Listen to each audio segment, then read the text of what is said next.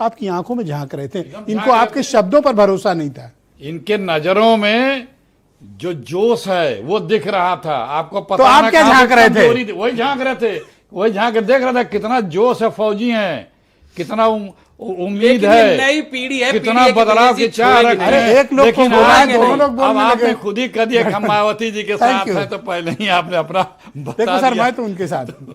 और नटराजन जी, ये बीएसपी बार बार जब ये ऐलान करती है कि वो अकेले चुनाव लड़ेगी, ठीक है, कोई भी पार्टी तय करे उसे कब गठबंधन कब अकेले लड़ना है, लेकिन मैं उनकी प्रेस कॉन्फ्रेंस जो सुनता हूं तो जनरली मुझे ऐसा लगता है कि बीजेपी तो बाद में, या बीजेपी नहीं, लेकिन उनके टारगेट में समाजवादी पार्टी है, कुछ तो बात है।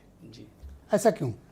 एक्चुअली में आप आपने देखिए, भी यही महसूस किया? हाँ, ये तो हम कई बार प्रेस कॉन्फ्रेंस देखे हैं, सुने हैं, तो वो महसूस किया है। एक चीज़ आप 2012 से लेकर 2019 और 2024 तक का आप देखिए, 3 विधानसभा चुनाव हुए 2012, 17 और 22 में।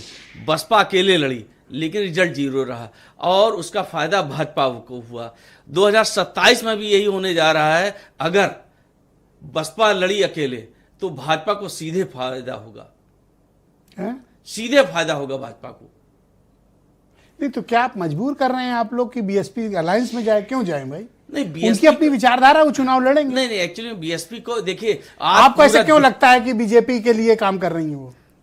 ऐसा है भाई साहब, देखिए आज क्लैरिटी दो। नहीं, आप लंबे समय से उनकी मॉडस ऑपरेंडी देखिए, हर चीज की 2012 से लेकर अब तक का देखिए, तो वो सब चीज झलकता है। जैसे टाइप 8 की बात चल रही है कि टाइप 8 का बंगला आवंटित हुआ है, तो वो भी है। दूसरा, अभी कुछ दिन पहले 6 दिसंबर को नोएडा में रैली होने वाली थी, रैली नहीं हुई, कैंसिल हुई। तो ये सवाल उठते हैं, क्यों सिक्योरिटी इशू इसलिए नहीं है? नहीं, सिक्योरिटी इशू, अरे इससे पहले भी तो होती रही है रैली। लेकिन अब दूसरा, बसपा का अपने मतदाताओं के प्रति सिर्फ ट्विटर से या उससे राजनीति नहीं चल पा रही है। उसके लिए कौन लड़ रहा है? बसपा। दलित हर जगह उत्पीड़ित हो रहा है, उसके मामले में कोई भी सपोर्ट नहीं है कहीं से। आज जैसे पीडीए की बात कर रहे हैं सपा, तो सबसे ज्यादा पीडीए में अब चाहे 294 समीक्षा अधिकारियों का मामला हो या प्रमोशन में आरक्षण का बिल फाड़ने का मामला हो,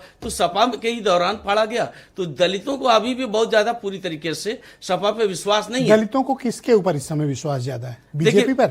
नहीं, बीजेपी पे भी अब इस समय हम क्या बताएं कि बीजेपी पे है कि नहीं है, क्योंकि बसपा ही इस समय दलितों को प्रतिनिधित्व कर रही है। लेकिन एक चीज और बहुत इंटरेस्टिंग बताने जा रहे हैं कि आजाद समाज पार्टी, अगर बसपा ने गठबंधन अकेले चुनाव में लड़ी तो ये बसपा का अंतिम चुनाव होगा और आजाद समाज पार्टी बहुत तेजी से उभरेगी। किसी के साथ अलायंस में, या वो अलायंस में आ जाएंगी तो बहुत चीजें बदल सकती हैं। अगर अलायंस में नहीं आई तो उनका मतदाता उनके साथ बहुत ज्यादा। क्या दलित मतदाता जो है मायावती का सपोर्टर है या बीएसपी का सपोर्टर है, वो चाहता है कि कोई अलायंस कर ले? बिल्कुल वो चाहता है कि भाई साहब अलायंस कर ले, क्योंकि किसके साथ? भाई साहब, सरकार बनाने के लिए किसी के भी साथ कर लें।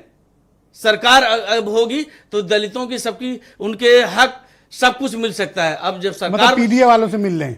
नहीं, पीडीए से मिल लें, भाजपा से मिल लें, किसी से मिल लें, कांग्रेस से मिल लें, सरकार बननी चाहिए। बस सरकार बनेगी तभी दलितों के साथ न्याय हो सकता है। अगर बीजेपी बीएसपी मान लीजिए कि साथ आते हैं जी, तो दलित मतदाता कंफर्टेबल है? नहीं, क्यों हमेशा कंफर्टेबल? इससे पहले क्या गठबंधन नहीं हुआ है? क्या गठबंधन रहा है, सरकार चलाई है, कंफर्टेबल हो सकता है। हाँ बिल्कुल हो सकता है। और वीरेन जी भी हमारे